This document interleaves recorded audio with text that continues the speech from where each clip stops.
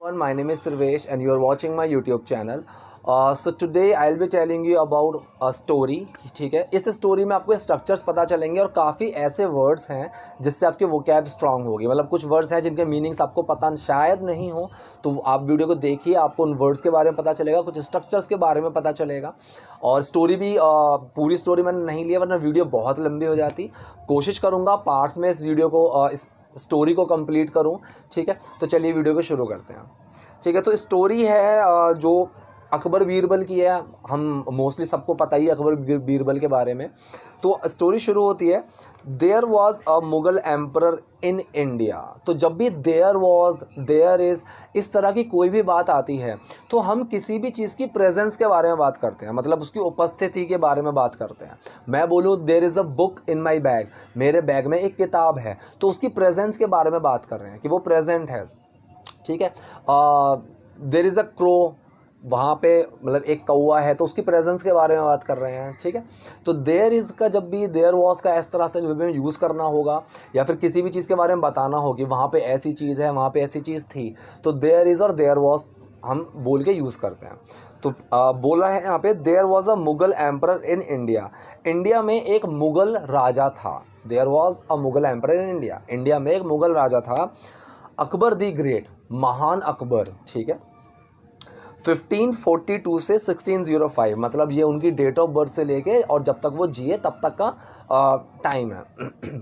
His full name was, उनका पूरा नाम था जलालुद्दीन मोहम्मद अकबर पातशाह गाजी। उनका पूरा नाम था जलालुद्दीन मोहम्मद अकबर पातशाह गाजी। एंड ही रूल्ड इंडिया, और उन्होंने इंडिया पर रूल किया, शासन किया। ठीक है, ये पास्ट इंडेफिनिट सेंटेंस है, रूल की सेकंड फॉर्म ली गई है ruled. And he ruled India, उन्होंने इंडिया पर, भारत पर शासन किया। From 1560 to 1605। ठीक है, 1560 से 1605। ठीक है, 1605 तक। ही हिमसेल्फ वॉज इलिटरेट, वह खुद अनपढ़ थे। ही हिमसेल्फ वॉज इलिटरेट, वह खुद अनपढ़ थे। But he invited several learn people in his court, लेकिन उन्होंने इन्वाइट किया, ही इन्वाइटेड, लेकिन उन्होंने इन्वाइट किया सेवरल, कुछ learn people in his court. Learn people का मतलब पढ़े लिखे लोगों को अपने दरबार में। इन हिज कोर्ट, उन्होंने इन्वाइट किया कुछ पढ़े लिखे लोगों को अपने दरबार में। अमंग दीज पीपल, अब मैंने एक वीडियो बनाई थी अमंग और बिटवीन, मैं नीचे डिस्क्रिप्शन बॉक्स में लिंक भी डाल दूंगा। मैंने उसमें बताया था कि जब दो लोगों के बीच में मुझे बताना हो कि इन दोनों के बीच में, तो मैं बिटवीन का यूज़ करता हूँ। और भी अलग यूजेस होते हैं। अमंग का यूज़ मैं करता हूँ जब एक ग्रुप के बीच में से मुझे बोलना हो कि अमंग दीज, ठीक है, इस ग्रुप के बीच में से लोगों के बारे में बात कर रही हैं। तो यहाँ पे यही बोला कि उन्होंने कुछ लोग इन्वाइट किए थे, पढ़े लिखे लोग इन्वाइट किए थे अपने दरबार में। अमंग दीज पीपल, इन लोगों के बीच में से 9 were very famous and were called Navratna. 9 were very famous, 9 काफ़ी प्रसिद्ध थे। And were called, were called मतलब उनको बुलाया जाता था, ये एक पैसिव सेंटेंस है। एंड वर कॉल्ड, उनको बुलाया जाता था नवरत्न, नवरत्न बुलाया जाता था ऑफ हिज कोर्ट, उनके दरबार के। अब नवरत्न का मतलब क्या है? 9 ज्वेल्स ऑफ मुगल क्राउन, 9 रत्न मुगलों के ताज के। ठीक है, अमंग दीज 9 ज्वेल्स, अब फिर आया अमंग का यूज़। अब पहले उन लोगों की बात चल रही थी जो पढ़े लिखे लोग राजा ने बुलाए थे। अब बात चल रही है उनमें से जो मतलब उन पढ़े लिखे लोगों में से पहले 9 लोग चुने, अब उन 9 लोगों के बीच में से बात चल रही है। अमंग दीज 9 ज्वेल्स, इन 9 रत्नों के बीच में से 5 पीपल वर मोर फेमस, 5 लोग जो थे वो ज़्यादा प्रसिद्ध थे। तानसेन, तोडरमल, अब्दुल फजल, मानसिंह एंड बीरबल, ये 5 लोग थे जो ज़्यादा फेमस थे। क्यों फेमस थे, क्या क्या थे, अब वो बताएंगे।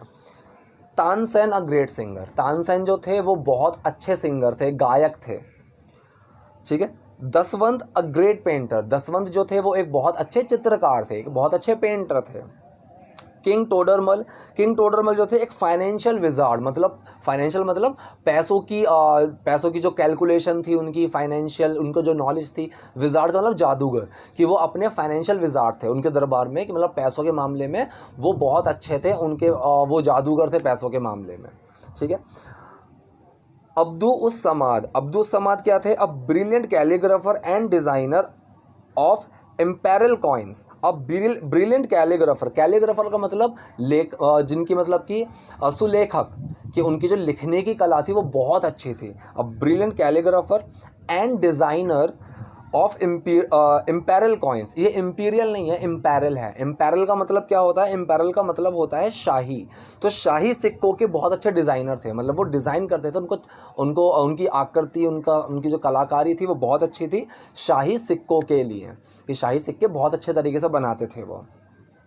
इम्पेरल है, इम्पीरियल नहीं है, ठीक है, क्योंकि कई जगह मैंने सुना भी है लोगों को इम्पेरल को भी इम्पीरियल बोल देते हैं। इम्पेरल का मतलब होता है शाही, ठीक। नेक्स्ट है फिफ्थ जो थे वो थे अब्दुल फजल। अब्दुल फजल क्या थे? A great historian. अब हिस्टोरियन का मतलब क्या होता है? इतिहासकार, एक बहुत अच्छे इतिहासकार। ब्रैकेट में लिखा हुआ है हुज ब्रदर वॉज फाजी, उनके भाई थे फाजी, ठीक है। अब फाजी है 6 नंबर पे। फाजी कौन थे? ग्रेट पोएट, पोएट मतलब कवि, एक बहुत अच्छे कवि। 7th है मीर फरह उल शिराजी, ये क्या थे? फाइनेंशियर थे। फाइनेंशियर का मतलब वही है जैसे कैशियर बोल देते हैं, कि मतलब कि पैसों की देखभाल करने वाला, एक बहुत अच्छे वो थे। फिलोसोफर, फिलोसोफर का मतलब अब अगर मैं आपको शुद्ध हिंदी में बताऊं तो दार्शनिक, कि मतलब गहरी बातें सोचना, उनको बोलना, एक बहुत अच्छे फिलोसोफर थे। और फिजिशियन, फिजिशियन तो एक चिकित्सक ही होता है, डॉक्टर की तरह, एक बहुत अच्छे वो थे। एंड एस्ट्रोनॉमर, अब एस्ट्रोनॉमर क्या होता है? एस्ट्रोनॉमर होते हैं खगोल वैज्ञानिक, ठीक है, खगोल विज्ञानी, जिनको खगोल क्या होता है? मतलब पिंड, ग्रह जो होते हैं, इनकी जो नॉलेज होती है वो उसमें बहुत अच्छे थे, खगोलीय नॉलेज उनको काफ़ी अच्छी थी, खगोलीय विज्ञानी थे, ठीक।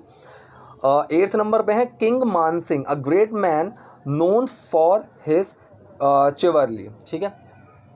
अब great man known for chivalry, अब यहाँ पे शिवरली का मतलब क्या होता है? शिवरली का मतलब है वीरता, ठीक है।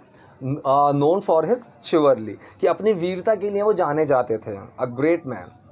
9th पे है बीरबल, अ great man known for his valuable advice, कि मतलब अपने बहुत अच्छे एडवाइस के लिए, अपनी एडवाइस का मतलब सुझाव, एक बहुत अच्छे सुझाव के लिए वो फेमस थे। तो ये थे वो 9 ज्वेल्स थे, 9 रत्न थे अकबर के दरबार के, वो ये थे। तो आई होप वीडियो में आपको समझ में आई होंगी चीज़ें, कुछ वर्ड्स के बारे में पता चला होगा, स्ट्रक्चर्स आपको समझ में आए होंगे, किस तरह से स्ट्रक्चर्स बनाए गए हैं। कोई चीज़ समझ में नहीं आई है तो कमेंट बॉक्स में आप कमेंट करिएगा, पूछ लीजिएगा।